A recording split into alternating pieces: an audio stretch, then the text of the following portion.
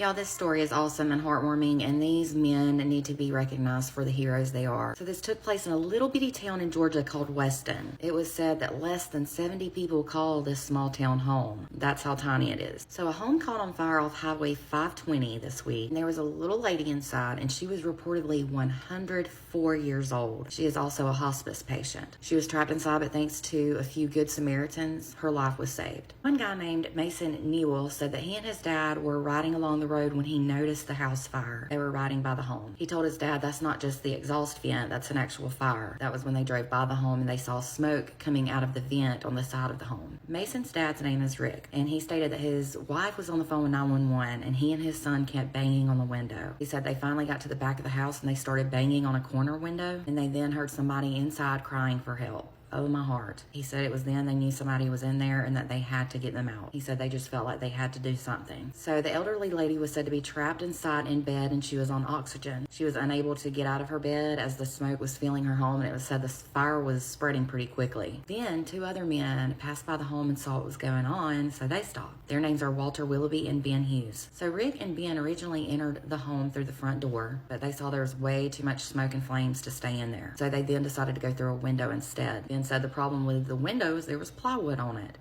So they ripped off the plywood from the window. Rick had a sledgehammer that he had gotten somewhere. They said they still don't know where that came from. But Rick gave Ben the sledgehammer and Ben busted through the window. It was said he cleared it out on all the sides. It was said that Rick was the first one in and Ben followed in behind him. Then of course they checked out their surroundings and all. It was said the woman wasn't hooked up to anything, I guess other than her oxygen. Then it was said that Ben said, "Okay, are you guys ready? She's coming out." So they both grabbed her up and they put her out of the window, and they handed the sweet little lady to Mason and Walter. They then carried the lady to the back of Walter's truck. Reportedly, all of the men became friends that day as they bonded over saving the life of a sweet little old lady. It was said that they're even Facebook friends now, and two of them are even planning to go to an Auburn football game together this fall. I love that. War dang eagle.